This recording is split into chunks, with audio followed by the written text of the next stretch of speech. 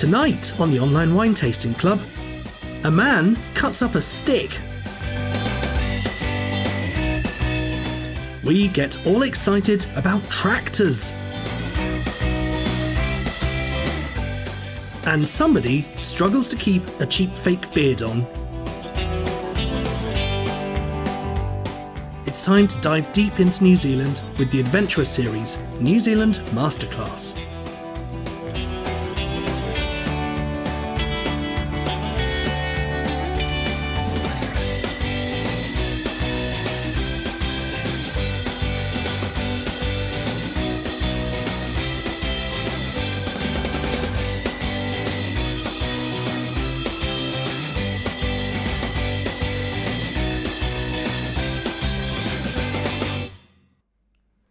Very, very good evening to you all and welcome to the Online Wine Tasting Club. We are going to be going on a bit of a tour of New Zealand, and it's such a cool country, and I think so many of us love so many of the wines from there, but we always end up seeming to drink the same grape, or at least a couple of grapes. So we're trying to do a few different things, and since this is a masterclass, we have a few people here who know a bit more about it than I do, and we're going to be going through some, well, yes, indeed, hiding behind the scenes somewhere. We have Chris, who's done a vintage out there, and he's also got his diploma in wine. We've got Jamie, who is here at the very least, and we're going to go through. We have a bit of a lot to talk about, don't we? The first video. We do. What's exciting about New Zealand is it's a massive wine country, lots of climates, lots of areas, lots of grapes, lots of fun things, and we could sit here for the next week and talk about New Zealand and definitely drink New Zealand wine. So we've tried to do a little bit of a snapshot, try some wines that you might not have had before, some different styles, things like that. Alex has decided he's no longer doing challenges, so he's set a challenge for myself and Mr. Rackham, which we'll talk about a little bit later. But the important thing is, let's get wine number one in the glass, which is our grey wacky Sauvignon Blanc, which is the brainchild of a guy called Kevin Judd, who was at Cloudy Bay for a little while, that you may well have heard about. But yes, so let's have a sip. Let's get drinking this. The first video is, to cover all of New Zealand. There's a little bit to talk about, and you know how Alex likes his landscapes, mountains, oceans, whatever it is. I do. It's New Zealand has all of them, so he was able to talk about it. So we're going to do a little tour of New Zealand. Then we've got an interview that Chris did with Grey Wacky, so we're going to go through that, drink the wine along, and then we'll come back to the studio. We've also got a tiny studio. little piece about Sauvignon, what's cool about the grape, and a little bit about its history, and where things have gone today. So quite a lot to get into. So let's go. Let's get drinking. Look at a video.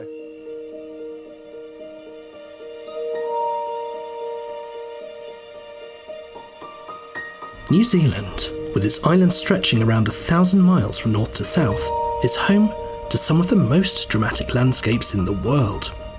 From gentle rolling hills and stunning coastlines, through to misty valleys and rainforests, all the way up to towering mountains and majestic glaciers. I mean, look at it. It just really is quite extraordinary. Now, being 1,000 miles apart leads to quite dramatically different temperatures and levels of rainfall, and if you've been following along with our previous tastings, you've probably got a good idea of what all those different kinds of landscapes might mean. Yes, lots and lots of tiny pockets of land with an incredible range of different microclimates, which in turn leads to totally different growing conditions suitable for a huge variety of different plants. One side of a mountain can be completely different to the other, and of course this means different areas of the country suit different grapes. We got in touch with New Zealand Wines of Europe and have been working very closely with them to go into the history of the country and to find out all the exciting things that are happening today. Now, you might think that compared to some of the other countries we've talked about, New Zealand's wine history might be a rather short piece. It's only really since the 1990s that it burst onto the world scene that today's common grape varieties like Sauvignon became really popular. However, it was 200 years ago that one of the early missionaries, Samuel Marsden, made a forecast. New Zealand promises to be very favourable to the vine. And accordingly, many of the early colonists brought vine cuttings over, with them becoming a common sight in their gardens. The first written record of grapes being grown was in 1818, and by 1840 a French explorer called Dumont d'Urville wrote down that he had enjoyed a light, delicious sparkling white wine on arrival. Throughout the 19th century, the industry struggled with the same problems that blighted much of the rest of the world: mildew, phylloxera, and religious zealotry. With Puritans petitioning to get the vineyards ripped up, the dreams of the fledgling industry were fading fast. Things recovered slightly in the 1920s and 30s, and the Second World War was actually good for business. With the global supplies struggling and high tariffs on imports, the local industry started to boom. The 60s and 70s brought an influx of investment and interest from foreign countries who had started to see the potential. Tonight, we hope to show you how New Zealand is so much more than just Marlborough, so I'm going to give you an overview of all the winemaking regions, what grows where, and what makes these areas so different and special. Up in the most northern parts of the country, that is the warmest part, we find Northland, a narrow stretch of land where nowhere is more than 30 miles away from the sea, so you get a huge influence from that maritime atmosphere. Warm spring temperatures, hot, dry summers, and calm autumn days allow the fruit to ripen early, creating full-bodied and rich wines. This was, in fact, where the very first vines in New Zealand were planted, and they thrived. Today, the heat lends itself to producing very ripe styles of Chardonnay, full of tropical fruit flavours. Also rich Syrahs, Merlot, Pinot Gris, even Viognier. But even within this region, there are just so many different types of soil and different pockets of weather. From Karikari in the north to Mangawai in the south, there is an immense diversity of wine styles made in the boutique wineries that you can find everywhere. We could easily do a whole tasting on just this one region.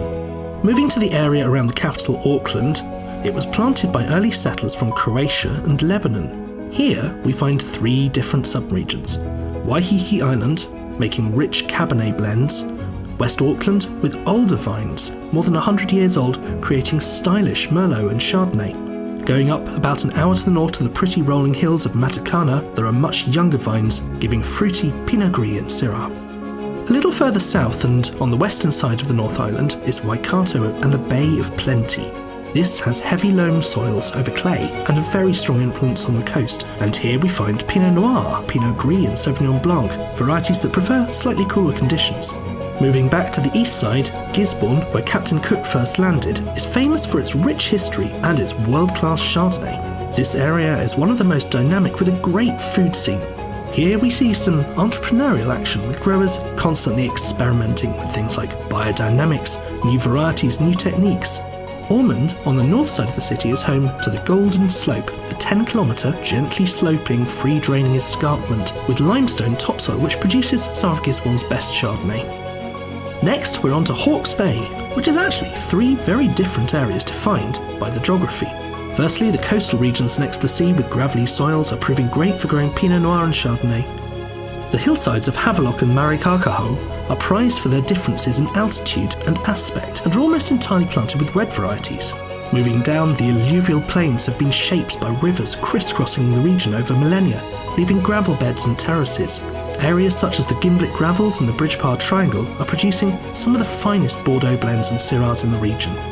Further inland, the 4 rivers that cross the area start to have steeper valleys, which gives a bit of shelter, and a bit of higher altitude, which lends them to Chardonnay, Pinot Gris and Pinot Noir. And finally, the central Hawke's Bay area, at 300 metres above sea level, is cooler and best for growing Sauvignon. We finish off the North Island on the southernmost tip in Wairarapa, glistening waters in Maori. Pinot Noir is the king here, making up more than half the wine that the region makes. Masterton was the first area that grapes were planted in the region, and it is shadowed by the mountain ranges, meaning plenty of early morning frosts, but contrasted by incredibly hot summer days. This contrast produces complex and flavourful wines. The picturesque village of Martinborough has a climate and soil profile similar to that of Burgundy, with free draining soils and a dry, cool climate. We then jump across to the South Island, to Marlborough, both the largest wine region in New Zealand and the modern-day home of Sauvignon Blanc.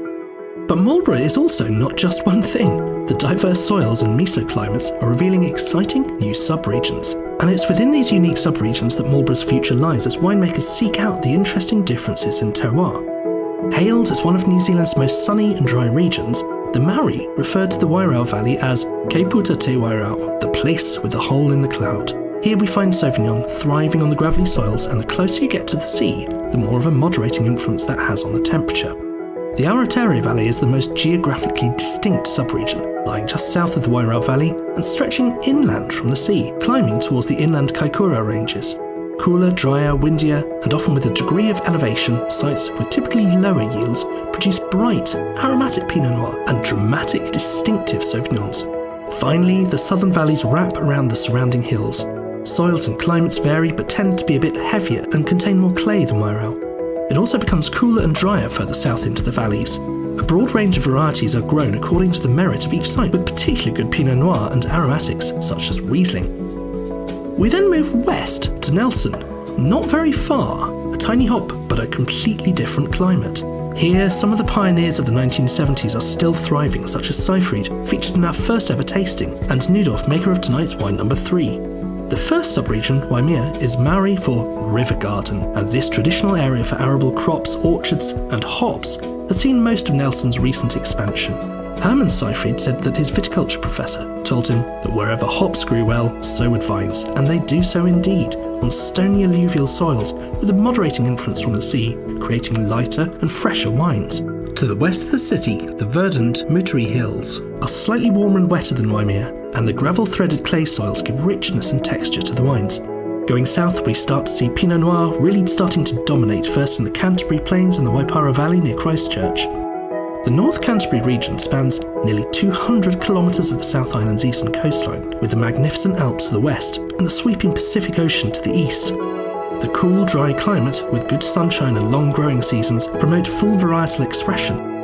Last, and certainly not least, we end up in central Otago, with its quite spectacular range of landscapes, rivers and lakes, and a vibrant wine tourism scene. All of the main wine-growing subregions lie within close reach, with a distinctive mountainous terrain providing each with a unique take. Making it unique in New Zealand, Otago is the only wine region that has no oceanic influence on the climate or the wine. Pinot Noir flourishes here with a variety of stunning expressions being crafted in the numerous subregions. They also produce excellent aromatic wines, Chardonnay and Sauvignon Blanc. Now, the region won its first medal, a gold medal for Pinot Noir, in 1881, so this has clearly been spotted as a centre of excellence for some time now. Central Otago is an incredible place to visit, captivating tourists with a wide range of excellent cellar door facilities and wine tourism activities. Soaring snow-capped mountains and glistening rivers nestled deep within ravines draw visitors from far and wide, just as they once did gold prospectors.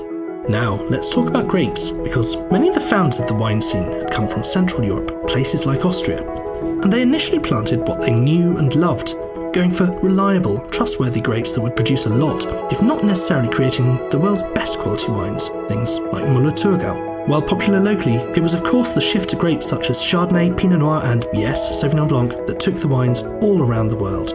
Suddenly, as the country developed its reputation for these international varieties, a lot of vineyards quite urgently needed to be replanted, but this would mean the vineyards would need to go for 3 years or longer without generating any new wine and new income. Unable to cope with that, many of the local growers innovated and did something rather clever called chip budding, which is where you turn a vine into a completely different vine. In this field grafting technique, much of the old vine is cut away and a single tiny bud cut from a different vine, say Sauvignon Blanc, is grafted onto it. What's important is to line up both the layers of cambium, which is the active cells that sit between the bark and the inner wood. This is the part of the plant where all the clever stuff happens, and it's remarkably resilient. As long as you can seal it up tight enough to avoid losing too much moisture and to prevent any disease getting in, now all the new growth comes out of that one bud. So from that, you get a Sauvignon shoot, Sauvignon leaves, and of course Sauvignon grapes. The old vine is reduced to being a pipe that carries up water and nutrients from the soil. But the clever bit is that this process leads to your vineyard only being out of action for 1 year, not 3. Let's talk about Sauvignon. Previously at home in France, originating in Bordeaux, but also in such epic wines like Sancerre, it has found its way all around the world. But perhaps more than any other grape, it's developed its own unique identity in each country. Chilean Sauvignon is nothing like Sancerre. Marlborough is nothing like South African Sauvignon. But Sauvignon is now most at home in New Zealand and makes up more than 85% of the wine that they export. Those of us who drink wine regularly may be suffering from a bit of overexposure to Sauvignon Blanc, but it has some things about it that make it really uniquely interesting. And as it was at the heart of New Zealand's success, they have perhaps more than anybody else put more effort into researching this. there is no other grape variety in the world that we understand so much about. One word you may hear bandied about is thiols. Without going into some quite boring chemistry, these are a group of flavours that in wine are virtually only found in Sauvignon Blanc, and they give it its characteristic grapefruit and passion fruit flavours, which are nice. However, a third can give it the scent of catwee, which is less so. Another group of chemicals gives it green flavours of grass and gooseberries, and it's that combination that defines Sauvignon Blanc. Now, of course, the secret to good Sauvignon is getting the good flavours to come to the front while not getting too many of the bad ones. Now, the thiols themselves don't actually come from the grapes, their precursors do. The earlier steps of this process, those chemicals do come from the grapes. So the other part of the recipe is a very careful selection of different yeast types who are exceptionally good at taking those precursors and turning them into the delicious flavours, all while also turning the sugar into alcohol. Thank you, yeast. Heat is the enemy of these delicate flavours, so it's a wine that is particularly important to keep cool. All of the fermentation is generally done in huge, temperature-controlled stainless steel tanks. But while the scientists worked out the secret to making good Sauvignon, it started to become a bit repetitive. Most of the Sauvignon we drink here in the UK is now imported in huge bags, in containers. It's then rebottled in Europe and gets a variety of different brands stuck on the label. Now that stuff is incredible value, but you know what it tastes like, and we wanted to introduce you to something a bit different. So we have picked a very different kind of Sauvignon Blanc. One where they pay absolutely no attention to this carefully developed recipe, and instead go for a very different character that represents the actual vineyard that it's grown in a little bit more. This is the Wild Ferment Sauvignon from Grey Wacky in Marlborough. We had to know a bit more, so we decided to talk to Rich Dellis at the winery to find out. So Grey Wacky was established in 2009 by Kevin and Kimberly Judd. And prior to setting up Grey Wacky, Kevin was the founding winemaker and chief winemaker at Clardy Bay. And he steered the ship there for 25 years. And it was during that time that he and Kimberly developed a 20-acre vineyard, which after driving vineyard posts into these stony old riverbed that they'd planted on, they discovered the name was Grey Wacky. Thought it sounded pretty cool, and in fact, in 1993, registered that name with a vague sort of notion that perhaps one day they might start their own wine label. And fast forward 16 years through to 2009, that's where the name for their project came from. What would you say makes Grey Wacky wines unique? Unlike in more commercial operations where there's an expectation you need to make a consistent wine every year, we have a very much a dynamic winemaking environment. So if we like something one year, we'll look to do more of it the next, and it's very experimental. And in fact, when I joined Grey Wacky at the beginning of 2014, one of the things that Kevin said to me was, if you want to experiment with any of the wines, then go for it. And you might think that someone with his length of time in the region would be, my way or the highway. But in fact, he's the opposite. He's really keen to try new things, to continually work out how we can improve our wine. So there's a very dynamic environment.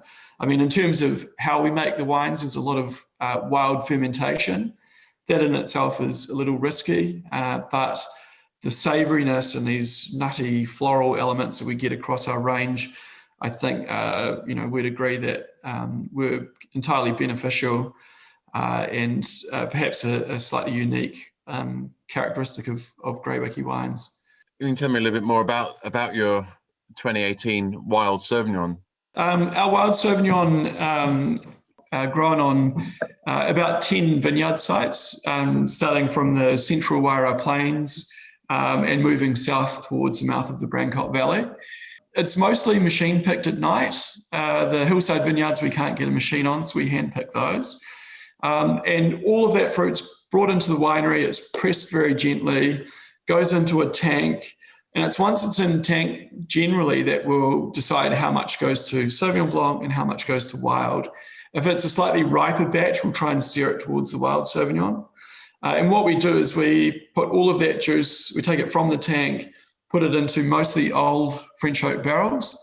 We literally stack them up in the cellar, cross our fingers and walk away for a year. So it's a very hands-off, unhurried, let nature take its course approach to winemaking. And it spends the best part of a year in oak. We leave it to its own devices. There's no temperature control. It's just like it's just left to its own devices.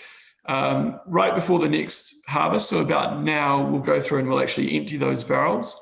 And we'll identify all of the batches that are going through a spontaneous malolactic fermentation. Mm-hmm. We'll soup them together into one stainless steel tank so that they can finish their malo. That gives us this much softer, creamier, rounder, richer component. The other barrels that aren't going through malo, we'll put into another stainless steel tank. We'll keep them cold. We'll hold both those tanks for another 6 to 8 months before we blend and bottle it. So from picking to bottling, it's somewhere around 18 to 20 months. So it's a really long process. By contrast, Sauvignon Blanc in that more classic style is about a 4-month turnaround from picking to bottling. You know, I think when everyone has a taste of this wine, they'll see instantly that's not a classic style Sauvignon Blanc from Marlborough. It's a much richer, more savory, more complex style of Sauvignon. In my mind, you get a mix of kind of stone fruit like peach and nectarine, but you'll get these herbal like fennel or tarragon notes in there as well. But with that lees contact, for 18 months, you get these brioche, hazelnut, almost Chardonnay-like qualities in the wine. For us, if we had to pick a signature wine at Greywacke, it would absolutely be the Wild Sauvignon, because it is arguably the most important variety for Marlborough, but this is very much a unique to Greywacke take. I have a couple of standout wine and food moments from my time in the UK years ago. One down at Rick Stein's in Padstow, where he served the Wild Sauvignon with a whole Dover sole. It was absolutely sensational. And the other one, I was hosting a Greywacke wine dinner in the Cotswolds, and it was served with a goat's cheese ravioli. And of course, goat's cheese, Sauvignon Blanc, it's a classic combination. And because it, the wild has this richness to it and that slightly tarragon fennel note, it could stand up to the weight of the pasta and that kind of green herb influence. It was a sublime match. So I absolutely agree that Wild Sauvignon and food can work beautifully.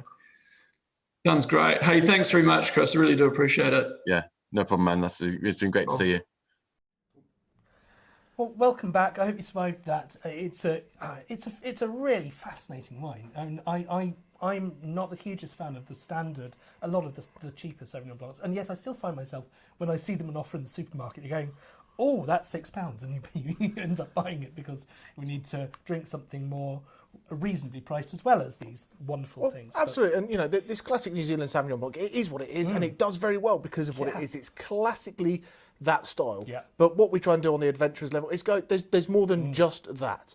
And, with what they do here, they do this little bit of wild ferment and all that kind of stuff. But before we should actually probably mention exactly what wild ferment is, because... Oh, because we've got a winemaker here. When you get bored of his geekiness, he's here. But there we go. Wild ferment, sir. Oh, yeah, okay. So, obviously... Is that different to tame ferment? Oh, my God. It's called wild for a reason. He said it's a bit risky, and it is a bit risky.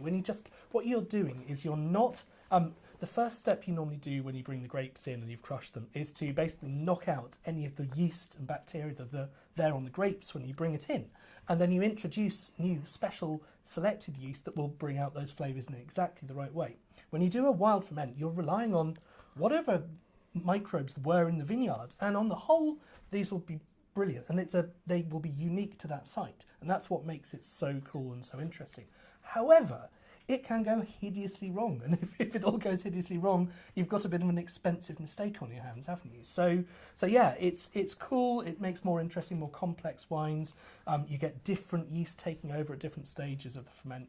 But yeah, it leads to something that tastes quite different. Absolutely, and very, very complex. And we look at the tasting notes that go through. There's so many tasting notes, and there's so many things in really there. Everything from waxiness to cheese to fennel to grapefruit to chamomile and everything in between. So, but Alex did a long chat about the size and the length and the breadth, but you know, we've got a little picture that we can pop up here that kind of shows about, just to kind of show you the size of New Zealand, to give you a little bit of you can hear 1,000 miles from north to south, but when it's you like the suddenly Proclaimers, they did 500 and 500 more. You see, they did, and that would have taken them a long way past Scotland if they'd started at the bottom of Scotland, because this goes all the way from, you know, the south of France up to sort of near the tip of Denmark. It is a huge country, and if you think about the difference in climate between, you know, Nice at the bottom there and Copenhagen at the top, that's substantial. You don't grow huge numbers of brilliant wines in Copenhagen yet. But watch the space. Bear in mind, New Zealand is in the other hemisphere, so the north and south for heat is a little bit swapped. That doesn't matter so much right now, because that was a map. But what I think we should probably do is we should get wines number 2 and 3 in the glass, because we had a long video and a long chat and a long interview, but good stuff, but we might all be a little bit thirsty. So, you know, in that last video, they talked a little bit about, you know, things that are up and coming and new varietals, and we're seeing these other great things being planted through New Zealand. And you see from that map, there's so many microclimates, so many places. So what we've got on the next couple of wines, where are they? Here we go. You can pour some of this. Fantastic. So we've got Craggy Range Chardonnay. And this is the Nerdorf Pinot Gris. We can't decide exactly how it's pronounced, whether you go full sort of Germanic style on that, but no. Chris will give you a whole... Neudorf, you know, he will give you the whole rigmarole when he appears later.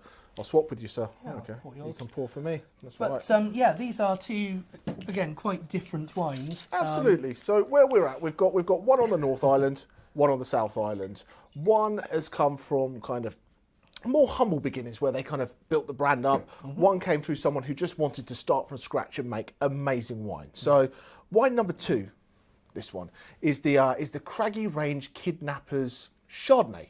And Craggy Range started in 1998 by the Peabody family, and they decided that they wanted to just start from scratch. They didn't want to buy an existing vineyard, an existing winery, any of that kind of stuff. They wanted to find the best place to make wine, and they found bare land, nothing on there, and started from scratch. And they've got 2 wineries. They've got their Gimlet Gravels winery, say that 3 times fast, and they've got their Giant Steps winery. But they've also got areas that they grow different things in. So this Kidnappers, the Chardonnay, is up in Hawke's Bay, right on the coast. Literally, you stand in the vineyard and you can see the sea. So it's got this beautiful cool breeze. You get this beautiful high acid Chardonnay. They've got a little bit in Martinborough, their Tamunya vineyard, where they make some Pinot Noir. And then they've got a little site in Marlborough. Well, I say a little site, a very nice large site in Marlborough, where they make some Sauvignon Blanc. So they make different things from different places, but they want it to be varietally correct and the best grape they can grow in each region.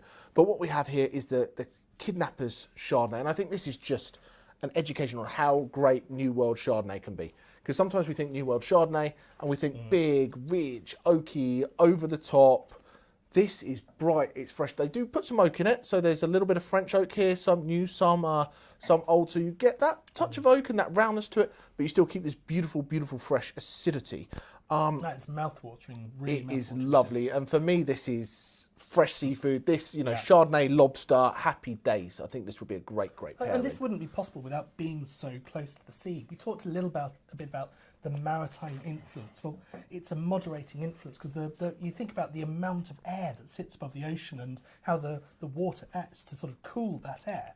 That means that you get this little region coming just inland, which is implicitly affected by that, and it's a really cool thing. But you want that cool climate, don't you? Cool climate, because you come just a little bit further inland from there, and they're making amazing Bordeaux style grapes. The cabs, they're making some great Syrah there as well. Hot. So you go from these beautiful fresh Chardonnay styles to really kind of rich and decadent and spicy Shiraz, just coming a little bit further inland into the Gimlet Gravels. So that's really kind of interesting. Wine number 3, on the other hand, we've got Pinot Gris, and we're heading to Nelson, which is on the north tip of the South Island, overlooking the Tasman Bay. And here, so we're about an hour and a half away from Marlborough, going to the west.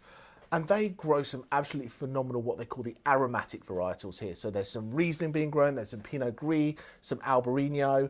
But this family, the Finn family, they planted in 1978, and the story is they had 3 jobs each and 4 mortgages and all that kind of stuff to hard graft, and they planted a lot of stuff because in the late 70s there wasn't huge amounts of knowledge in viticulture as to what grew well where. So a lot of people just planted lots and lots of stuff, and you see that across all of New Zealand. There was a lot of let's plant and see what happens, and then people changed and whatever. But I absolutely love Nelson, or Middle Earth. Is that back to my hobbity nonsense? No, we decided to steer clear of the Hobbit and all of that stuff tonight. But what you've got in Nelson, if you have got one of the places in the world that has the most sunshine hours in the year, so you get great ripeness, great fruit. So these aromatic varieties do very, very well. You've got Grüner Veltliner there, all kind of things. And Pinot Gris, obviously the same grape as Pinot Grigio, sometimes gets a bit of a rough ride because people think it's this kind of it's cold, wet, white, ubiquitous, does what it does. But this has great texture, great aromatics, beautiful richness. And it was really interesting when we were selecting this wine because you really wouldn't think that out of a wild Sauvignon, a Chardonnay, and a Pinot Gris, the Pinot Gris would be the weightiest of the 3 wines. No. Certainly not when you consider the whole Pinot Grigio thing. But again, it's more on that sort of, like, if you like your French wines, it's more on the Alsace style of that, isn't it? And you end up just with this sort of, it's like waxiness, and it's very heavy. You've definitely got this beautiful, beautiful texture about it. And I think they're 2 really, really great examples of things that New Zealand are doing that people might not be aware that they're doing. And, sometimes you get a region and you get a country and it kind of gets tarred with the same brush. It's like, oh, this is all they do. And New Zealand, 62% of the wine is white, of which 77% of that is Sauvignon Blanc. And then 85% of their exports. But it would be like, once again, you go back to the map, it'd be like saying Europe grows Chardonnay.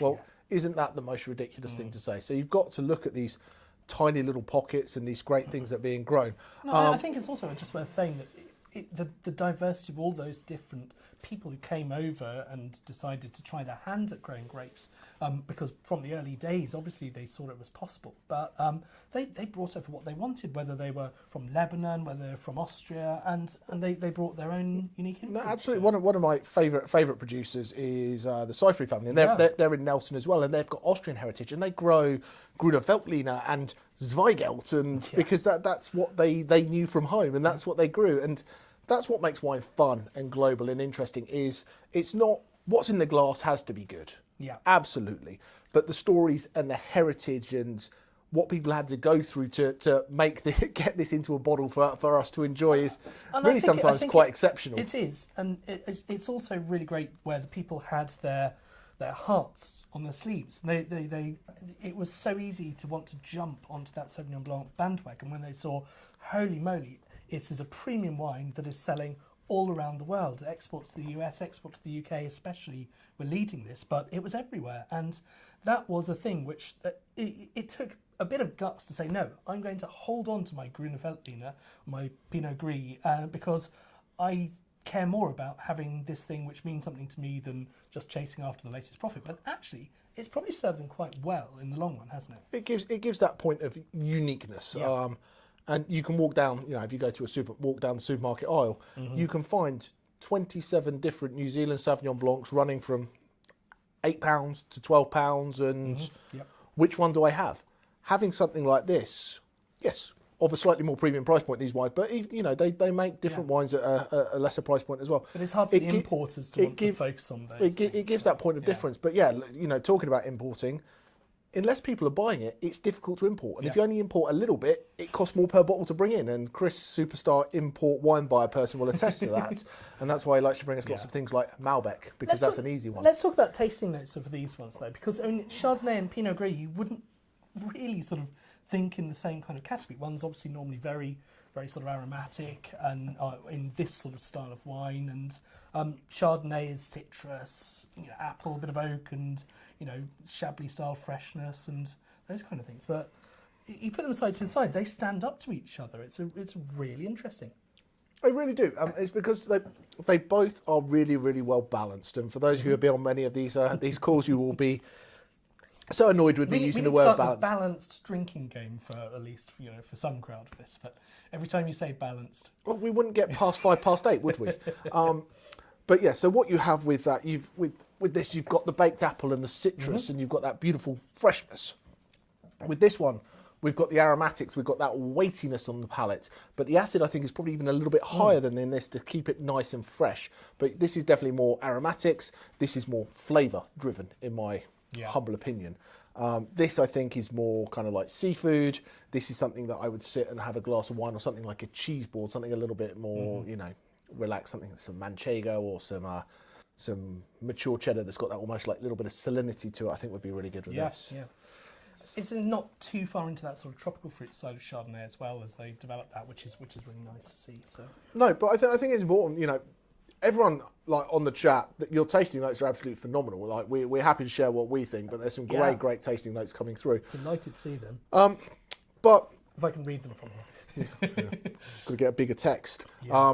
But what I think we need to do, like we talk a little bit about how we get the grapes into the winery, and a lot of times we talk about, you know, these great wineries of the world, everything is hand harvested, one bunch at a time, with little things of secateurs, and it's put a little basket and carried very, very gently back to the winery and done, and that's all well and good, but you can't make loads of wine like that. No. And if you're a long way from your winery, it's probably not the best move, is it? No, well, it turns out there are some actually quite good reasons why you would want to harvest in a massive grape tractor, as unattractive as that might seem to because all you of us who can visit. Say I've got a massive grape tractor. Well, I mean, my 5-year-old would love that. My 2-year-old would love that even more. His first word was tractor, not mummy, not daddy, tractor. So that was interesting. But so he loves this stuff. Well, the rest of us can like it or not, but it's worth just having a look into exactly what's happening during the sort of grape ripening and harvesting process, and why a harvesting machine is better or worse. And it is both better and worse at the same time. It's the right tool for the right job. It sounds a bit of a cliche, but that's what it is. When you want to make lots of great value wine, you can't hand harvest. Well, we've put together a little video that just discusses that in a little bit of detail. Geek man here. Anyway, let's continue drinking these two wines. We're going to have a little bit of a look at machine harvesting, and then we'll come back and do some final tasting notes. I think we all have a bit of an emotional attachment to the romantic concept of people out in the vineyard, secateurs in hand in the sunshine, cutting off grapes as quick as they can and bring them back to the winery to be treated as gently as possible. Industrial machines don't have quite the same appeal, and clearly bashing the grapes around and putting them into huge containers could lead to damage and oxidation. Plus, there's a risk of all sorts of other things falling into the wine, whether it's leaves, sticks, or things that live in the vines, like insects, or even snakes. But first, I think it's a good idea to take a bit of a step back. Why do grapes exist, and why do they taste nice? Well, of course, it's evolution at work. Plants want to reproduce, and they want their offspring to be as far away from them as possible, so the genes are spread widely, and they don't end up competing for the same nutrients, sunlight and water. Fruit evolved to attract and then use those animals to carry the seeds away from the parent plant. Okay, so what's the relevance here? Well, a seed takes time to form and become mature enough to create a brand new plant, and that is what the ripening is all about. The plant needs a way to stop the animals taking the seeds away before they're ready. They use acid and bitterness. If you bite on an underripe grape, well, put it this way, you won't do it again in a hurry. So that's the stick. And then comes the carrot, sugar, and delicious flavours. These develop in the fruit over time, and when they are developed, the grape of course becomes rather pleasant. Like so many fruits, grapes also give a visual hint that they're ready. The colour changes in veraison. We'll talk about that some other time. But the important takeaway here is that over time, with heat, sunlight, and the other things a plant needs, grapes become sweeter, riper, and less acidic and bitter. For wine, we don't just want sugar to make the alcohol, but we do want the acidity and certain other flavours too. If you leave it too late, you'll be left with a boring, flabby wine. So there exists on paper an ideal time to harvest. Take your time, and you'll miss that point. As we've been learning, doing things at a big scale is quite hard, and it's been getting harder and harder to find people who want to go and work manual labour for hours and hours in a vineyard. If you scale this up to the hundreds or thousands of acres of vineyard and you try to do that by hand, it's incredibly slow and expensive. Jamie, Chris and myself harvested some local grapes last year and ended up with a whopping 30 litres of wine. we calculated that we had averaged 6 kilograms of grapes per hour. It's fair to say we didn't win any prizes for that sort of speed, but a machine can do a little bit better. In 2018, a single New Holland harvester set the world record by harvesting 200,000 kilograms of grapes in just 8 hours. At the rate that us three had worked, it would have taken us more than 10 years to bring those grapes in. Now, it's fair to say that those grapes might be a little unpleasant after that amount of time. And that's the first point. Picking fast is good, especially if it's warm.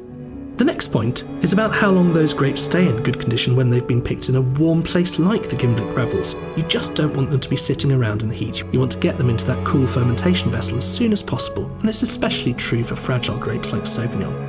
So it isn't quite as clear-cut as it felt in that romantic picture. Mechanical harvesting means you can do this in these warm regions at night when it is much cooler, which leads to much nicer grapes getting to the winery. Okay, so that's enough about why. So how does this all work? You might think that the best approach would be to have thousands of tiny pairs of scissors come out and snip the grapes off the vine, but that's not practical. Instead, you have to shake it. Shake it like a Polaroid picture, as the cool kids say. This shaking process is done by 2 vibrating sets of plastic fingers. Now that sounds a bit violent, and well, it is. But most winemakers end up putting their berries through a destemmer, which does something similar, as you don't want too many bitter flavours from the stems going into the wine. So the grapes are probably going to go through this process at some point anyway. Right, you've now got grapes dropping down towards the ground. What the harvester has is 2 pairs of belts, which wrap around the trunk and form a floor under the vine. The belts have scoops on, which carry the grapes right up to the top of the machine and into a bucket, and from here they can be unloaded into a trailer and are back at the winery in hardly any time at all. However, machines have got a little bit cleverer than this, so we mentioned that other things might well be dropping in. Clearly we don't want any leaves or snakes in our wines, so first of all, powerful fans blow all of the lightweight material away. Another problem is that some of the bunches will have dropped down still on their stems. Well, no problem, the harvester now has a built-in destemmer too. Finally, some of these grapes might be damaged by mildew or insects or underripe. We don't want those ones, and we definitely don't want the snakes. So, no problem, there's an automatic sorting table that selects only grapes that are the right shape and size. That gets rid of any pesky beasties that might come in. Pelling, who are one of the companies at the cutting edge of this, believe that their latest generation of harvesters ensures that more than 99% of the grapes are perfect. That would be impossible to do by hand. Now these are tall beasts with a cabin to the side offering a panoramic view of the vineyard, GPS that's tracking your progress, night vision cameras. They are adjustable for different heights of vines and have wheels that turn you around on the spot in incredibly tight spaces so that your vines can get closer to the edges of the vineyard.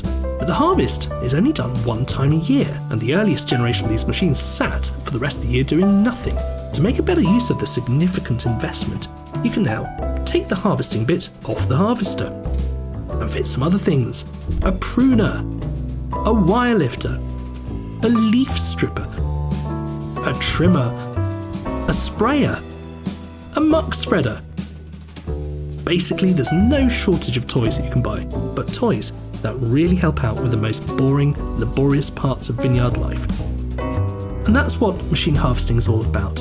It's about trying to take these things, preserve the quality, and get things in as quickly as possible so that we can have such great value wines.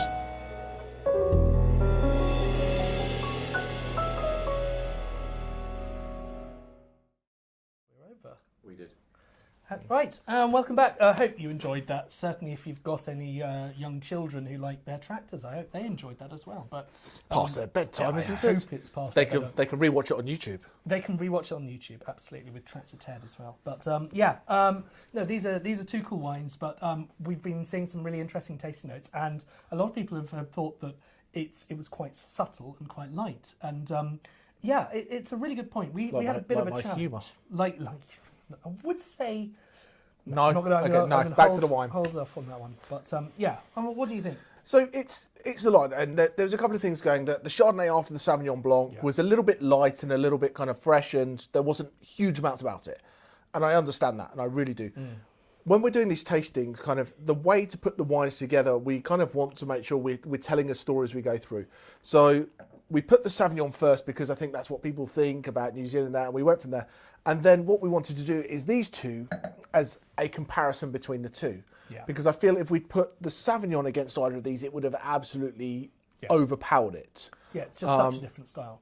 Yeah. But it's not often that we really drink 5 wines back to back to back to back to back just by themselves. So what we've got to think as we taste each of these wines, we've kind of got to take them by themselves and say, what would we do with this in the real world? Is this something that I would just sit and have 3 glasses of? Is this something that I would pair with light food? Is this something that I would want to sit down and decant and let it open up for 6 or 7 hours before I drank it?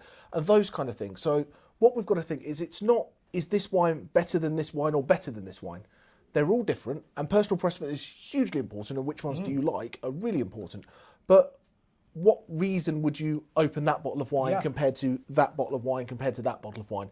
And I think that's what these tastings should help you get into. So if you go... We went round and round. You go, this Chardonnay's a little bit lighter, so if you want a nice, light, fresh Chardonnay, that's your bottle, because you're not really going to be drinking it straight after that Sauvignon, I think if you come to that on a fresh day, not having just drunk a really quite dominating Sauvignon, and it still has wild, all of those... man. It was wild. What are we going to do with him? Dearie me, they don't get better with time. But these thiols are very overpowering flavours, and particularly you've got to be very careful. And that is that characteristic of the really, the quite unpleasant Sauvignons that a lot of us have sort of slightly gone off. Is how to get rid of those sort of over grassy and over cat-wee kind of smells. But the thiols are very dominant flavours. So yeah, after that, the subtleties of a Chardonnay, I'd say, it's one that's worth just trying again on a fresh day. So is that your sales technique? that's my sales. This is sales technique. technique. Buy a Upsell, bottle. buy a bottle, see how it is. We have Stick a one in your question. case. We have a question. Caroline's got a question. Got a good question from a little while ago. Ooh. Okay, good question. I'm throwing it out there. So wild yeast, Yep. is that good for gut health? Really interesting question. We'll do some research in the next video. Yeah, Unless you know. I have to say, off the top of my head, I don't know. Well, because one of the things is that it's not like when you're drinking a yogurt that you've got your friendly bacteria and things like that, because the yeast are long since gone. They've done their job, and sadly, may they rest in peace. Because particularly with native yeast, what you find is that all yeast in wines get overpowered by the alcohol eventually. And that's why when you're fortifying a wine, you can stop it just by adding more alcohol, and the sugar stays and the yeast are no longer there to deal with it. But the native yeast, they have a much lower tolerance to alcohol than the ones you'd find in a typical winery. So you'll find, we can show you these diagrams someday on another geeky day where we can explore different yeast and things like that. I'd love to do a native versus wild kind of taste off. That would be quite fun. We could do that. I like that idea. But Anyway, we're digressing. What you should look Back to at the is that point. when you see that the first ones that come in, that would be one type of yeast, and then you go and take a sample, you look at it a few days later, now there's another variant of yeast that's dominating, and then a few days later, and the same goes on, and people plot these charts of the kind of the concentrations of different kinds of yeast that are doing it, and it's changing all the time. But in terms of how it affects your gut health, I don't know. I can go and have a little look into it and put it into our follow-up emails if I find anything. But it's a really interesting point. That is a really fun question, and I think that's great because we try and be a fountain of knowledge when we can be, but when we don't, we've always said that we won't kid you on. If we don't know something, we'll put our hands up and say we don't know, and we'll try and find that out for you. So there are some questions nice. we get it almost every time, and that wasn't one, so I like that. That's cool. A new question. New New question. Like Speaking of new questions, oh yeah. Can I do it? Are there any other questions before Jamie asks the people his question? No, can we do a shout out though? A shout out? Yeah, we can do a shout out. Yeah, So Haven't done one just of those do for it. a while. You come here and do it. No, she's not going to. No. Fine. Happy anniversary to Nat and Rog, first time visitors. There we are. Happy anniversary, Nat and Rog. Fantastic. That's, Thanks for joining many us. Congratulations. And thank you for spending your evening with us. And rather than going down to the local pub or restaurant. Yeah, you have your choices. No. Anyway, let's go on. so Jamie's question. My question. So for those It of doesn't you involve sheep this time. no sheep on this one, a New Zealand's question without sheep. Isn't that refreshing? So for those of you who are first time joining, it's just for fun. I usually ask a fun little question and go from there.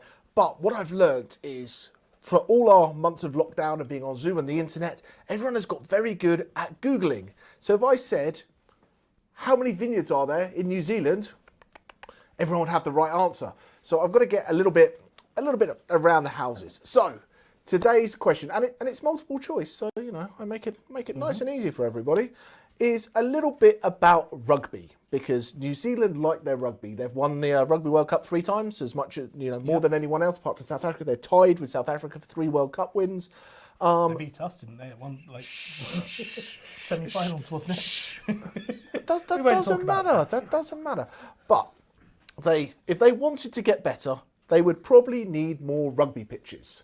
So, and before anyone goes about topography, let's pretend New Zealand is flat, okay? Not you can't put a rugby pitch on a hill, because that doesn't count. If every acre of grapes planted in New Zealand got ripped out, which would be very, very sad, yeah. but replaced with standard international-sized rugby fields, how many more rugby fields could New Zealand put in place instead of vineyards? Is an excellent question. Honestly, I'd rather keep the vineyards. So this isn't for a prize. This is just for a bit of fun. If you want a chance to win something, go and shout out about us on the social media. Exactly. So every little bit you do to help get the word out is really much appreciated. Absolutely. So and the poll should be coming up very soon for everyone to have a little look at. up. I've given you a clue here because it's not 2. It's not 2. They can definitely do more than 2 rugby fields. Yeah. But there we go. So as Jamie mentioned at the beginning, I am normally, and Jamie and I are normally set a challenge by Caroline, who is fiendishly typing away over there on the keyboard. And but he's barred. I got fed up. What? You didn't get fed up. You didn't bring your shirt, so you're out. So I told him because he didn't have his shirt, he wasn't allowed to be a part of the challenge. So he decided. It's my turn. It's your turn to do what? So, I love Pinot Noir, and the first wine that I ever decided that I liked in France when I was 18, sort of. Yes, it was on a holiday where my parents took me, and we ended up, I'm sure entirely for sort of just practical reasons, my dad decided that the route would take us back through Burgundy, and I was like, I don't like wine. I don't like wine. And we went up in Clos Vougeot in a wine cellar. This is where I like wine. I like wine from Clos Vougeot. I was like, I don't like wine. And I was down the Clos Vougeot cellars. You should see the face of everyone behind the scenes here right now. Caroline starts on Liebfrau Milch. Okay, I'd like anyone in the chat, please chuck in what your first wine was, and see if we're all, as Uncle Pennybags as Mr. Clos Vougeot at 13 years old over here. It's a disastrous thing for someone who's going to be going off to university, isn't it? And the test vans come out and they're like, don't like that, don't like that. I was like, oh my God, what is that? That's incredible. I loved it. And that was me. That's why I'm here in this seat now, isn't it? But I love Pinots from many places I've tried, and I've never been to New Zealand, so I haven't tried that many New Zealand Pinots other than a few that we've had on other tastings. But Before you set the I challenge, would make a challenge. Should people have Pinots to taste? If you've finished, have your wines 4 and 5, and this is an island off again, just like the last round. So, which is the better island for Pinot Noir in New Zealand? Is it the North Island, or is it the South Island? Both South. have got. Well, he thinks that because there's Otago and North, and he thinks the North. You're not so on screen. There's only one way to decide it, really, and that's to go to a little video where these guys pick a wine. That sounds good. So let's go off and hear what these guys have got to say. Tell me a bit about yourself then. I mean, have you been at Escarpment for long, and what's been your sort of winemaking history? Yeah, so I've been here just over 2 years now, nearly 2.5 years. So I actually did an OE in London, I guess, starting at the beginning. I didn't really know what I wanted to do, and kind of went to uni and fumbled about, and ended up with a Bachelor of Science in Geography. Worked in that field I was a data technician or GIS technician, basically your data entry stuff, and did that for a couple of years and realised I didn't want to sit at a desk for the rest of my life. So did the OE thing, which most Kiwis do, went to London and just just worked and played over there for a bit. Did recruitment for a little while, then didn't do so well at that, and just coming home really put the thinkers on as to what I want to do long term. Didn't know what a vintage was at that point. Had only just started drinking red wine when I went over to the UK. I think it was probably still on the Marlborough Savvies back then. But it just happened to line up perfectly. Came home, I was like, oh, wine's pretty cool. What's the deal there? And it just happened to be vintage time, actually. So it was pretty fortuitous. So came back, and it was really easy to find a job for vintage. So managed to do that and Blenheim at Delegates at Oyster Bay, who are a pretty big brand over there. And just loved it. It was, it's a big factory kind of set up there, but just loved it. Knew I loved the industry, and went back and studied, got my degree, and spent a few years in New Zealand just working in the industry, and then went over to Australia and worked in the Barossa for 6 years. We're actually now owned by we're owned by a Barossan company now, Torbreck. I didn't work for those guys, but it's quite nice having that connection back to the Barossa.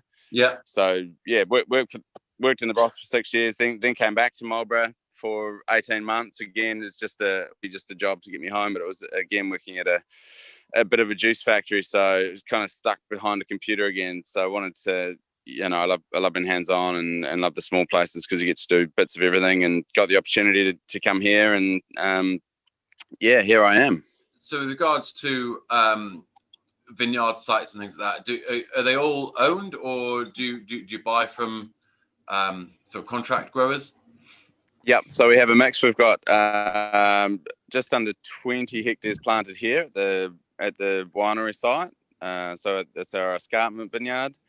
We own another block across the road that we've just purchased, and then we take from growers. So we're all 100% focused on Martinborough.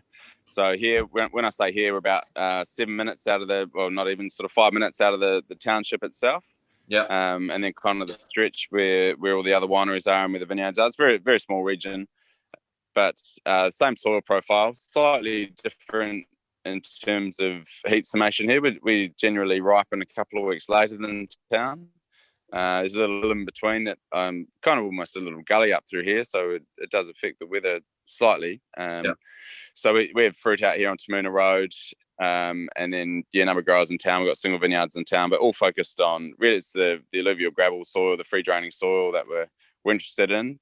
So we have single vineyard out here, a couple of single vineyards in town, and grower fruit that goes to the rest of our wine. So we're certified organic, our block here, and a couple of the blocks that we run in town, the single vineyard blocks that we run ourselves, that we manage. And then we're trying to work on the growers to get them converted over, so we're 100% organic fruit, but it'll take a few years to kind of get to that point. Absolutely. We do so we do about 70, maybe even 80% Pinot Noir, and then Chardonnay is kind of our serious white. We do a little bit of Pinot Gris, and then we've got some Pinot Blanc as well, which you probably haven't seen that in the UK. It's only a very small volume off the home site here. So it's all Burgundian varieties. So this is the bunker in the hill. When I talk about the bunker, I wonder if you could see that. Hopefully you can on there. So it's basically these free draining soils. If you can get, sorry, my shadow's in the way there. That's all good. This kind of stuff here. Sure. So this is it's a pretty, this is about a 10-12 meter cut down here. There's a true escarpment that we're actually sitting up on. There's a little river that you can barely even see standing here, but over the hill over here. The Hungaroo River is basically flooded this way over the centuries, and then carved out the escarpment and left the river stones up on top. So this band of soil is kind of what gets most people excited around here. So this runs here up Tamuna Road where we are, and then back down to the township where the original plantings really are. So that's what drew Larry out here when he came. There's a couple of vineyards already out here, but it's that vein of soil that is the reason he came along to here. So there's a soil profile which was, I think, first identified by a soil, I guess a geologist or a soil professional back in must have been the 80s now, identified as suitable for grapes. Been free draining, and then so along with that, we're the driest place in the North Island. We've got the ranges over here to the west, which protect us from a lot of the rain that the other side of the hill gets. Wellington gets a lot more rain than us. That coastline over there gets hammered. We still get the wind, but we don't get so much of the rain.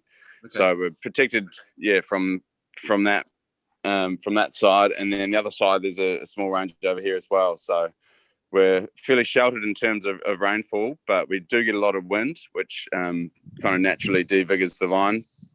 I think it's probably partly responsible as well for the thick skins that we get. We get a lot of tannin, a lot of structure, and the wine's sort of savoury focused, and that probably sort of adds to that.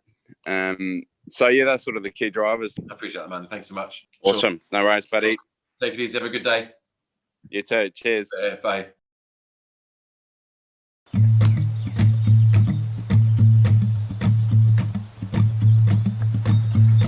Yes, it all happened back as a final year medical student, and shortly after I met Chris, she gave me a book for Christmas. It was just simply entitled Wine, and I fell in love with wine, and we got married about 14 months after you gave me that book. Yes. He got spellbound basically by the romance of wine, and then I think he thought, there's a future in this. So we converted our garage into a winery. 91 I made in the garage, and that was the first vintage we did here. But Matthew joined us for the 92 vintage. The big thing about the quality of the wine that we're making now compared to 20 years ago has particularly been in the vineyard that the big changes have occurred. Our team out there are amazing, and basically they deliver us such good quality fruit. This entire block, starting from there to the other end, is all on its own roots, which means something to growers, but maybe not to other people. So it's just grown from cuttings, it's not grafted, and to me that means it's a true expression of that fruit. Riesling's really the speciality of the region. Like, it's got this specific character that's it's an orange zest, spicy kind of character, and it's totally unique to the region, which is really, really cool. It's exciting for New Zealand because there's very few regions in the world that can grow Pinot Noir successfully. It's a very fickle variety. Martinborough was the place that started getting recognition and realising that New Zealand could make nice Pinot. It's the very bottom of the North Island, which is actually almost on the same latitude as Marlborough, and then all of the grape growing regions in the South Island seem to be capable of making delicious Pinot, but each region's got its own unique characters, which is really cool and exciting as well. When we came here, what we wanted was this. We were looking for stones that would reflect the heat, absorb the heat during the day, reflect it, and make the environment warmer. But they also add minerality to the wines, and as the grapes have got older, they've put their roots down further. You can notice that minerality, I think, in our wines.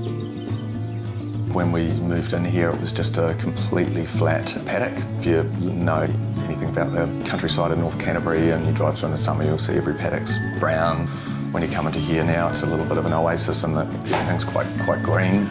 My mother basically planted every tree with help from gardeners. Mum had a vision. I had a plan, but then I planted quite randomly all around the edges. In fact, the whole winery was sited from the toilets. Yes, it was sited from the position of the toilets determined where the winery was going. Well, this gorgeous photo in the middle of nowhere. Toilet. And everything else flowed from that, so to speak. Our food style here isn't really fussy, molecular, foamy stuff. It's all about the ingredients and, not messing with them too much and just using really good quality ingredients. We're very relaxed and friendly and down to earth. There's no pretentiousness or, yes, it's very formal, but the style of service also is very attentive and polished, but just sort of done hopefully in a gentle way that, it's all just going on, but yeah, people feel relaxed. We're pretty laid back in our approach to business, and there's some formality there, but we're not very corporate, and we're not expecting people to come in and get greeted by someone at the door, takes them on a tour and does something. That's not us. I guess it's about, for us, authenticity. We try very hard to not pretend that we're something that we're not. Obviously, we're a family business, we're not a big corporation, so we're certainly about hopefully hospitality and showing customers that to come to visit us here as much love as possible, so they leave, with great memories, and making wine that's true to ourselves, to our region, to our vineyard as well, and to our own personal philosophy in terms of not making wine to follow any particular trend, but making wines that we really believe in. Well, welcome back, and as promised, the shirtless wonder has gone, and for those who have not seen him online before with us, we've got Mr. Chris Rackham, who's here, does a lot of our wine buying and introducing us to new fun things. And he actually did a vintage out in New Zealand a few years back, 2009. So if you've got any questions about how to harvest grapes in New Zealand culture, New Zealand nightlife, anything New Zealand, he is here to answer all your questions, and maybe even something a little bit about New Zealand wine, in fact, as well. But before we dive into everything Mr. Chris Rackham, we should probably dive into everything Pinot Noir. So two very different Pinot Noirs, which I think is really, really cool. And it shows that diversity. We've got the North Island, Martinborough, which is the one that you picked, and you had the conversation with Tim Bourne, really interesting. But seeing that, it makes you sad not to have the sunshine, doesn't it? It's not fair, is it? No, absolutely. When I did that interview, obviously it was nighttime here, and just looking at Tim in the morning with the birds singing, and he was saying it's getting up to sort of 20, 25 degrees already at sort of 8 in the morning. I thought, yeah, that's where I want to be. So it's been nice to do these interviews, actually, to revel a little bit in a country where they're almost back to normal. Yeah. And work out where we're going to go next, because I don't know if you noticed, about basically every interview we go, and when we can travel again, we're going to come and see you. And they go, yeah, absolutely. And we've got that on video now. It out. Yeah, absolutely. Exactly. So your Pinot, why this Pinot rather than this Pinot? What's your thoughts? Why is this the wine that people should say, yeah, well, that's for the me, wine for me? For me, it's Escarpment. I mean, I have to say from the outset, love both producers equally, but Escarpment. Get out of jail free. I love them both equally, but so if you don't pick mine, it doesn't matter because I like them both. Exactly. We love the Donaldson families, but Escarpment was set up by Larry McKenna, or otherwise known as Larry McPino, and he specifically went to Martinborough to produce Pinot Noir. Really, that was sort of his dream. It was the key place in New Zealand at the time in the early 80s for Pinot Noir, and a lot of people say that he put Pinot Noir really on the map for New Zealand. So he obviously knows what he's doing. He worked for Martinborough Vineyards before setting up Escarpment, and very much wanting to make Pinot Noir in a bit more maybe restrained style, a bit more sort of Burgundian potentially, sort of lovely sort of strawberry fruits, sort of nice and round. It's got a bit of almost a sort of stoniness to it, I think, as well. But certainly the wild strawberry comes to the fore, and it's really, I think, a real versatile Pinot Noir, just because it is a bit brighter and lighter, possibly than this this vintage of Pegasus Bay, which possibly makes it a bit more kind of maybe food friendly. You could potentially even chill it a little bit as well, I would say. Okay, so great wine for cold days of February. Absolutely, exactly. So no, I like it. I think it's cool. It's got this elegance about it. It's and as you said, it's got this kind of almost Burgundian feel. You've got that almost terroir driven, and you see from what you saw where it is on the escarpment. It's beautiful area just to get that. But for me, this is what Pinot is all about. It's big, it's rich, it's got great fruit. It probably stems from my time being in the States and loving those big Pinots out of Santa Barbara. Those California Pinots that have this boldness, this richness, this great fruitiness about it. It sits at 14.5% alcohol, so you've got a bit of a bang there. And I think someone mentioned in the chat about, is 14.5% normal? What's normal anymore in wine? It just seems that it's just tweaking and changing. We're seeing Chardonnays from warmer climates hitting 14.5%, 15% sometimes, and everything is creeping up a little bit. And that's two things: it's getting warmer, so there's more sugar, therefore more alcohol. But also, a lot of wine critics have scored these big, fruity, heavy styles really, really well. They're getting good scores when they make that. So sometimes winemakers have gone after those bigger styles. And I truly think people like to drink things that are drinkable. Like, New World wines are generally more drinkable. Old World wines, they've got more of those tertiary characteristics, which makes them great with food, but not always amazingly approachable just to have a glass of. You often have to wait sort of a bit of time, don't you, for your sort of classic regions in Europe, possibly, because they've been maybe oaked to such an extent where you maybe have to wait 10, 15 years, and not everybody can do that. I don't think that's really... I can't wait 10, 15 years. I can't wait. I have problems with 10, 15 minutes sometimes.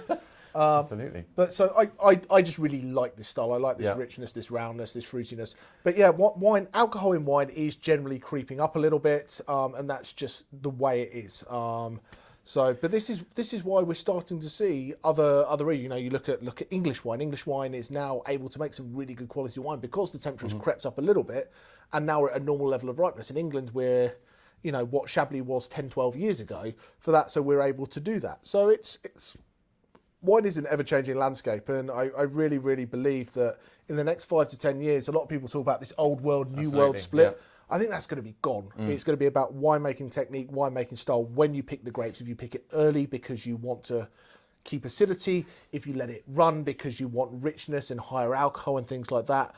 And I think that's where it's going to go. It's going to come much more down to the winemaking. Yes, terroir is still going to be hugely important where the grapes come from because it's still climate driven. Absolutely. But there's going to be a lot more winemaking decisions as to what is the final thing in the product. You're not going to be able to say this is New Zealand Sauvignon and this is, California Pinot Noir or whatever it is, because we've vastly different. And both the interviews tonight, both as maybe another part of the interview, touched on climate change and the fact that it obviously is getting warmer, but also the weather just is much more changeable and having much more extreme sort of systems coming through, and that's making it a bit more difficult. But I think with escarpment, I think it's admirable that they're pushing to be 100% organic in the next sort of 5 years or so. They've got a new winery coming on stream, which sort of doubles their capacity as well with what they can do. And whilst we never necessarily, you can't necessarily sit and think that organic wine is sort of better than its neighbour as such, but it's a good principle to push for, I think. And if you can, and the thing is, where they are, Martinborough's not too far from Wellington, which is known as the windy city. So a lot of wind still hammers through Martinborough essentially, and that sort of gives an ability, or more of an ability than some other regions, to become organic, because obviously the wind will go through the vineyards, keeping away some disease and some pests. Yeah, you don't get that dampness, you don't get that rot, and that windiness is. I think we talked about it on things previously when we did our Rhone Rangers tasting. Yeah. It's like that mistral coming through the Rhone Valley means they can leave the grapes for as long as they want. They're not worried as much about disease and picking things and getting them in because there's problems. They can pick grapes when they want to, when it's best for the grape, rather than have these other factors. Look, we've got a question coming in. Brilliant question. Brilliant question. So, talking about vintages, boys, can you comment on the differences in vintages from 2016 to 2019? Very specific. Yeah. What was good? What was tough? So 16, once again, and this will be generalisation because once again, New Zealand is a very big place with lots of different climates. 2016 was almost the perfect year for New Zealand. Like you talk to anyone, it was the perfect year. It was warm, long growing season. You got a little bit of rain after the whites just before the reds, so therefore the whites stayed dry, got great ripeness, and then you got that little bit of rain which just helped the reds come right to the where they needed to be, kind of across the whole thing. 17 was more of a tricky year. 17 was a little bit cooler. They had some storms right before harvest, so they had to pick things a little bit earlier. So therefore you'll find the 17s, especially in the reds, a little bit lighter. For the whites, it depends what you like. The acidity is definitely higher. So if you're going for those real crisp, clean styles, 17 was a solid year for whites. If you're looking for those bigger, riper, aromatic styles, a little bit, softer. So not as fruit forward. 18 was kind of stuck right in the middle, to be fair. So, you're going to have solid wines wherever you're going. 19, I've not tasted enough 19s to be able to give you a real kind of clue of what happened. Have you got any 19 information? 19 only sort of for whites, actually. Whereas I think it was a wonderful year. I think sort of 20 was fantastic. But I think skip 19. Just skip 19. Skip No, 19. no. I think 19 you get lovely, fresh and fragrant whites, particularly from Marlborough. Just from some of these interviews that I've done, that's definitely come through. But just talking about 17s and things like that with the lighter styles. I think the 17s, particularly sort of your Pinot Noirs and things, are almost better for drinking a little bit further down the line than maybe the 16s. I think the 16s sort of give a lot up front. Drink it now. Drink now, yeah. I think 17s are sort of coming into their own really now. Well, you look at these side by side. This is 16 and this is fruity, jammy drinking. Yeah. Will it get better with age? It might develop a little bit, but that's the style you want to drink. Exactly. This, you're going to look for some more tertiary characteristics to come out of it that you might want to hold it for 5 years, 6 years, something like that if you want to. Yeah, absolutely. But I think what's important about vintage is a lot of people put a lot of jazz on what the vintage was. And don't get bogged down in vintage. Vintage is nothing more than what the weather was. Great winemakers will make great wine, whatever the vintage, because they'll take what they've got and they'll do the best with it and make a great wine. A good vintage means that anyone can make a fairly decent wine. Yeah. So be aware of that. And I would follow your producer and your region than just say 2016 was a great year for XYZ and 2021 was a bad year or whatever. So look at the producer, look at the style, and especially look at Burgundy. And if you look at vintage charts, they'll say, oh, XYZ year was good for whites, bad for reds. So it's very, very difficult to put that blanket statement out. Absolutely. The only thing that you'll find is if everyone said it's a really good vintage, they cost more money. And just be aware of that, because you can look at these great vintage and go 1 year either side, pay a third of the price, and it's a negligible difference if you've got a really good winemaker. So be aware of that. And I think just talking about Burgundy actually, but this probably goes across the board as well. There's often a bit more maybe concentration to the wines if the harvest or the yield is lower, and that's certainly from talking to Richard at Grey Wacky earlier. The yields in Marlborough are going to be down this year on Sauvignon Blanc, but from their point of view, they keep their yields low anyway. So they're sort of they engineer that to actually have the low yields, so they do get extra concentration in their wines. So it's very much producer to producer, like Jamie says. No, absolutely. And so while we continue drinking these wines, while we've got Chris here, I've always got Chris here, who does what we say. But while he's happy enough to put on his best shirt and his favourite trousers to sit in front of the camera, calm down, everybody. It's all right. Because he had that chance to be in New Zealand, and New Zealand is a relatively fledgling country when it comes to winemaking on a global scale. I just thought, I'd give him a chance to talk a little bit about New Zealand, what he did when he was over there up in Hawke's Bay, and then just kind of where he saw it in 2009, kind of where he sees it today as the wines that are coming into this country and the conversations he's had with the winemakers, and kind of where he thinks the next steps for New Zealand going forward in the next 5-10 years, and what we can expect to see from New Zealand, from the wines, from the winemakers, and the styles that we should maybe be looking out for. So I'll hand over to you to tell everybody your life history of New Zealand.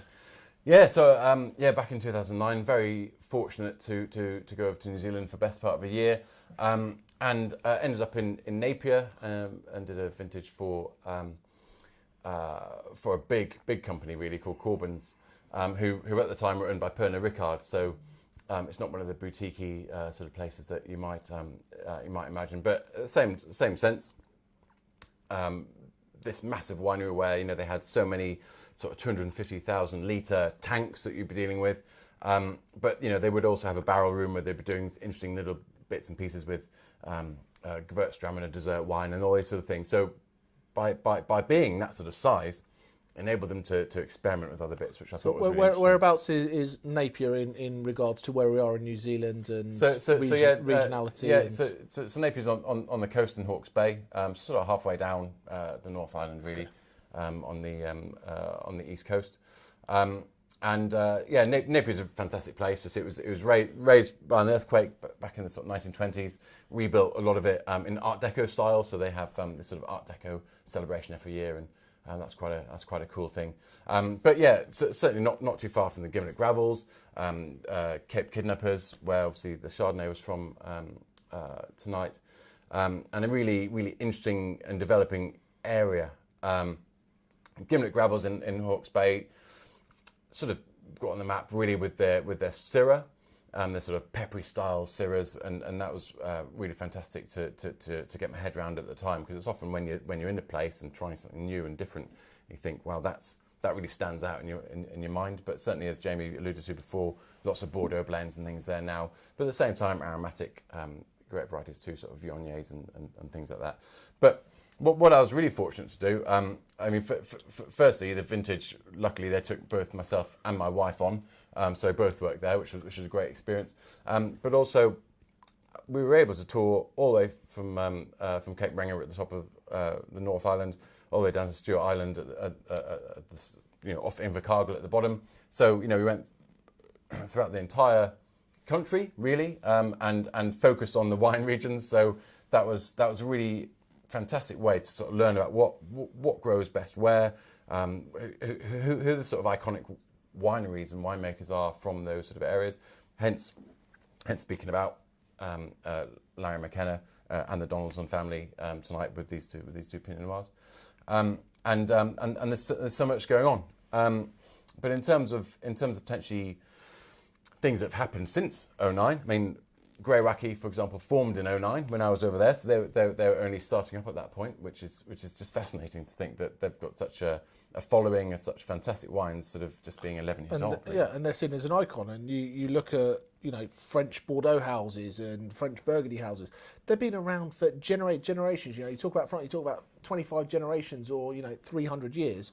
We're talking a decade, and it's now an iconic wine from a country. It's absolutely amazing that in a fledgling industry someone can put themselves on the map like that. But you've got to be making great wine to be from a new world country, and people world over know Kevin Judd from his time at Cloudy Bay and his time and then Grey Wacky. It's absolutely amazing how someone can be that iconic from what was 30 years ago, definitely a lesser known wine country. Yeah, absolutely, and I think that leads us to where the country's going to an extent, because let's say the industry really is 30, 40 years old, even though they planted vines there 200 years ago. Yeah, I think it was 2019 they sort of celebrated the 200-year mark. So wine has been around, but as I think we've said before, there's things like Muller Thurgau and Chasselas and other great varieties that were possibly brought over by the settlers, really, from Europe.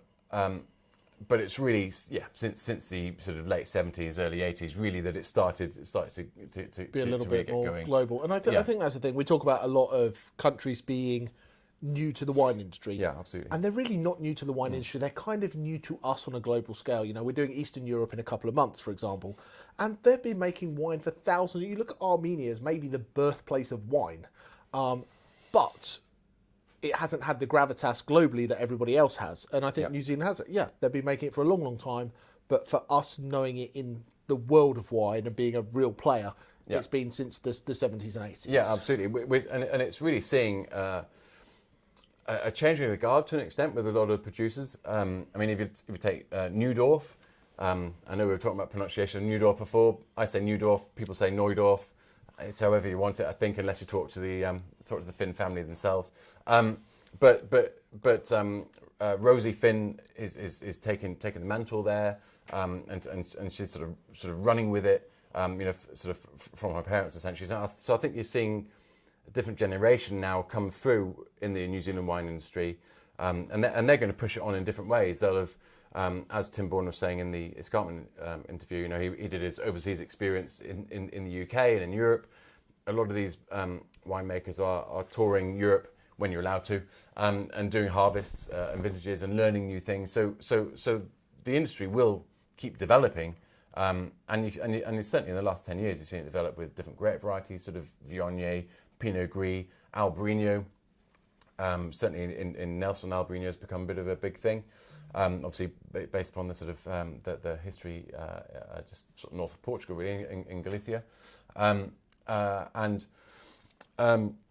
Also, I think different regions as well. You've got places like the Waitaki Valley, coming on, which is sort of north of Otago as opposed to central Otago, which is still a relatively young area, but it's become so well known, being the sort of southernmost wine producing region in the world, and the styles that they make there. But I'm right in saying Marlborough's looking at that as well. From talking to Richard earlier, like Marlborough's talking about having, it's definitely got these different areas, but they're talking about almost developing it into certain sub-regions with the Southern Plains, etc., etc.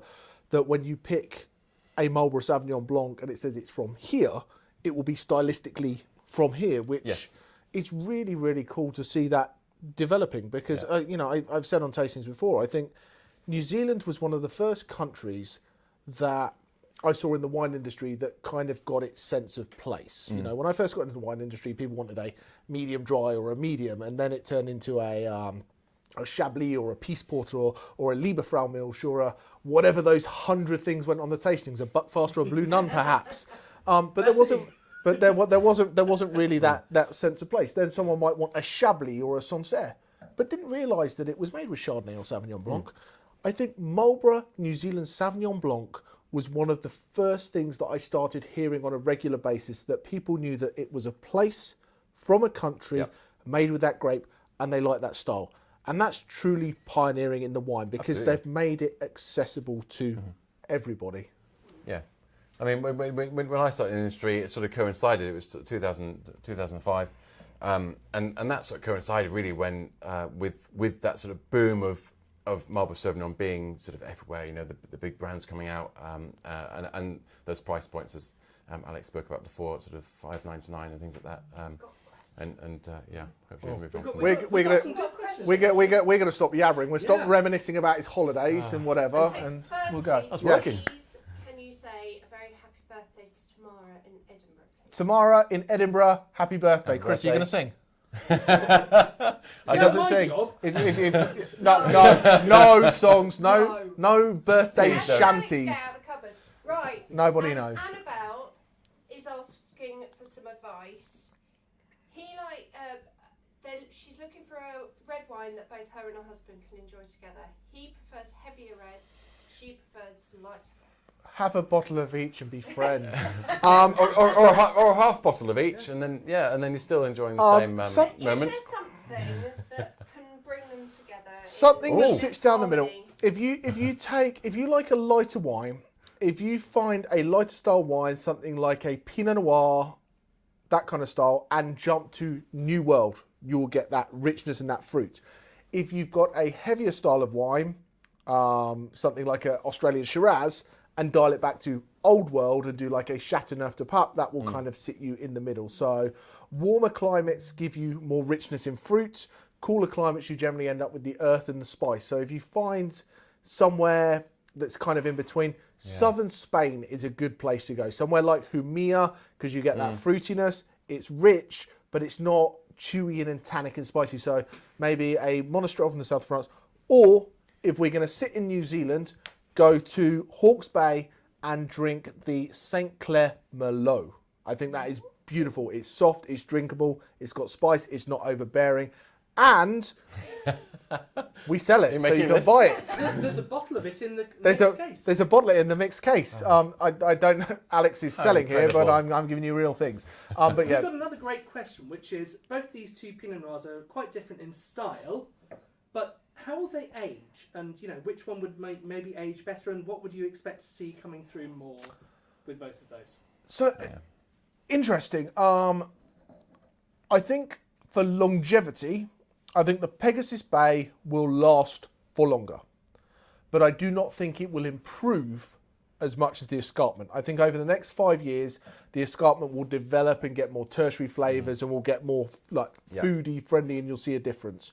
Because you've got such richness in fruit in the Pegasus Bay, it will once again develop a little bit. I don't think quite as much. I don't think there'll be as much of a change. Yep. But if you pick this up again in 10 years, you're not going to have lost all the fruit in it. Absolutely. That's my kind of wandering around and giving both wines as the answer. But sometimes with wine, a lot of it depends how you store it, how you look after it and stuff like that.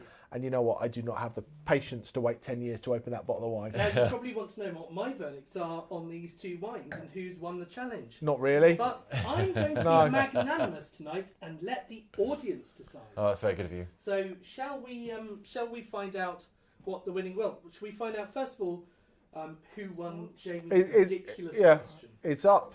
What? Oh, no, I can't do that. Oh, you can't? No. Oh, okay, no, that's fine. Car- So who are the winners of the night? Caroline's Caroline's done the poll. Caroline's clicked the button. Caroline drank all the Pinot Noir. Yeah, oh dear. She's...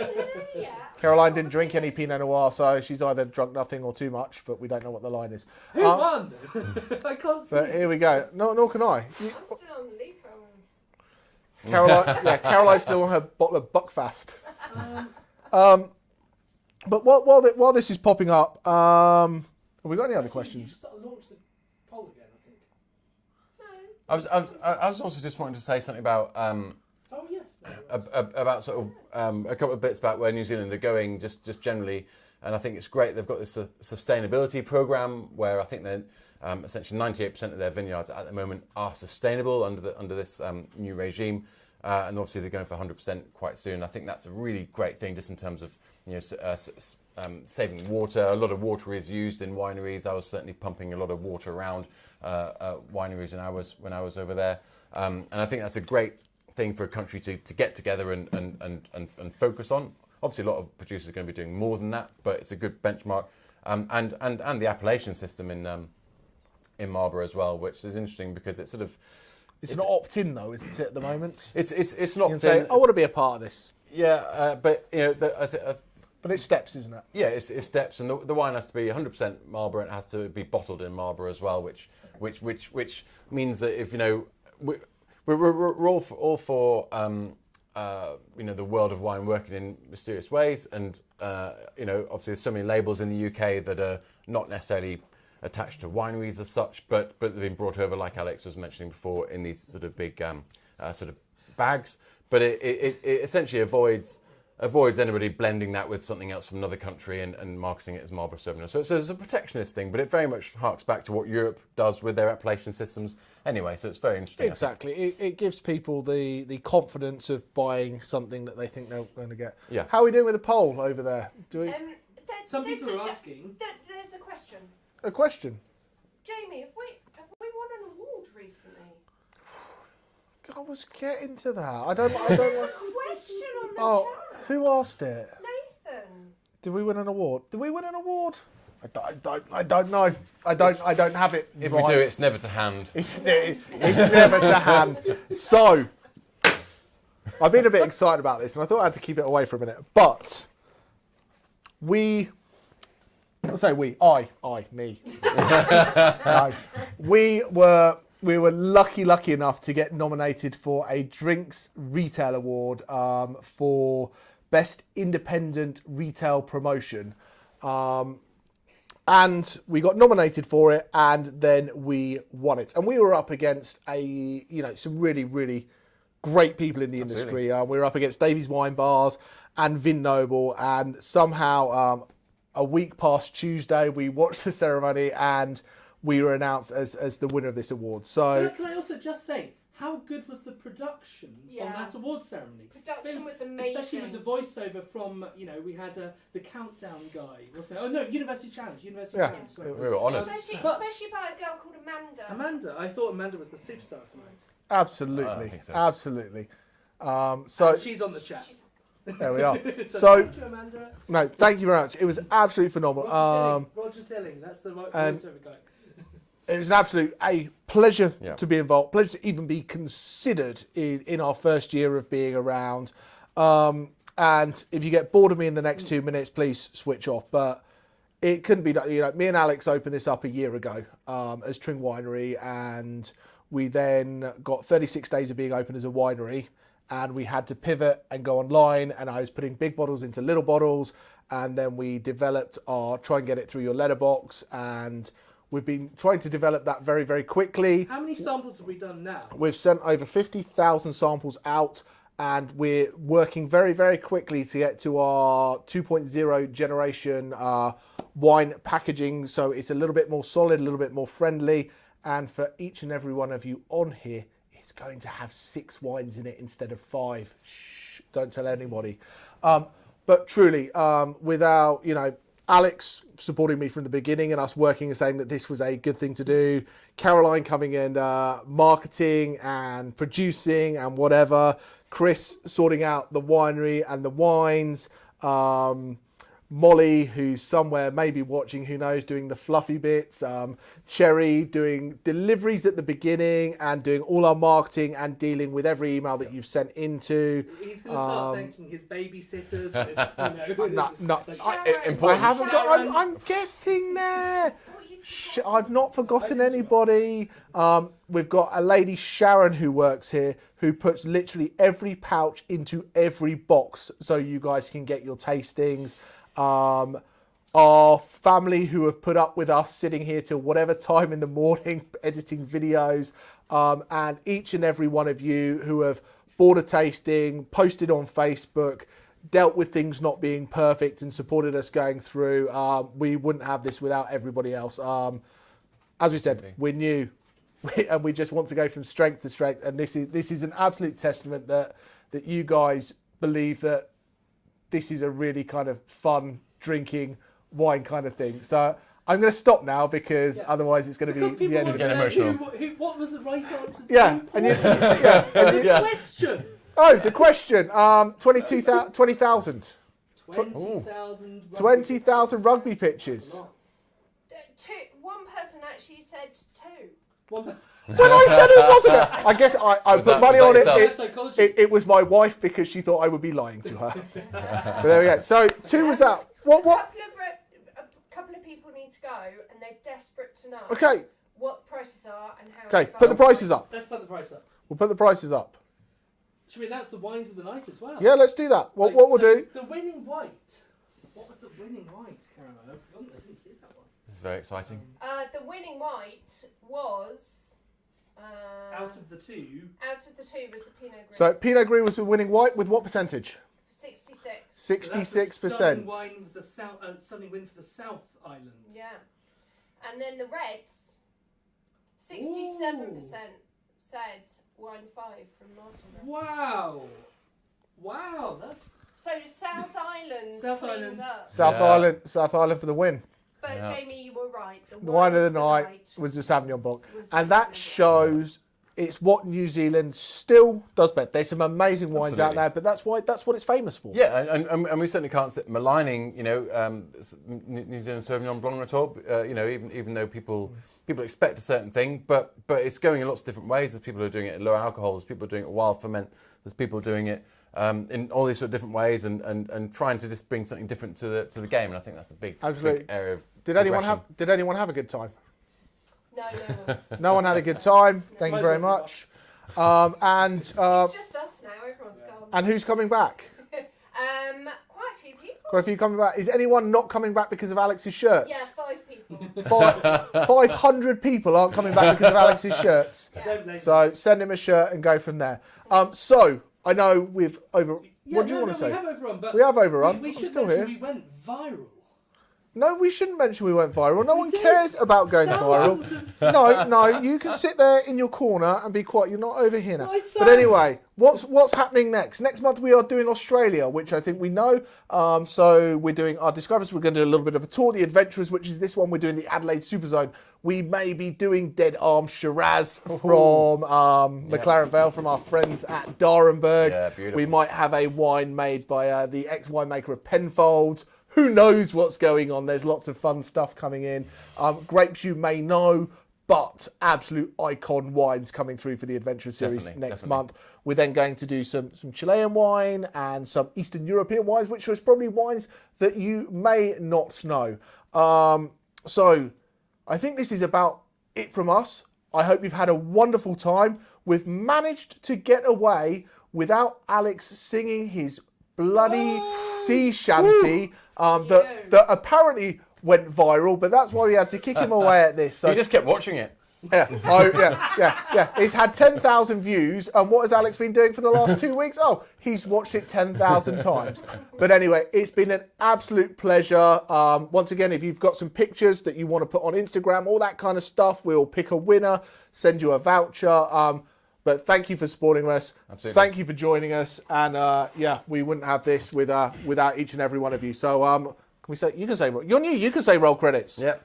Cheers and roll credits. No songs. There once was a man called Boris J, who said in our homes we all must stay. The pubs will stay are closed all day. Now nowhere shall we go. Huh!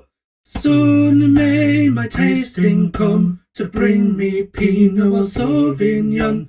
One day when the lockdown is done, to the vineyards we will go. Is it berry fruits or a hint of spice?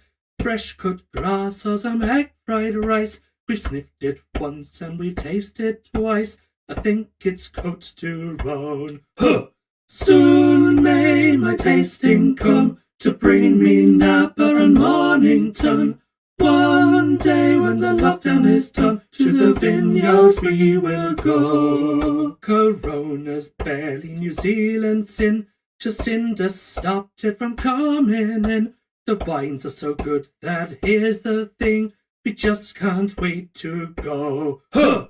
Soon may my tasting come to bring me Marlborough and Nelson. One day when the lockdown is done, to New Zealand we shall go.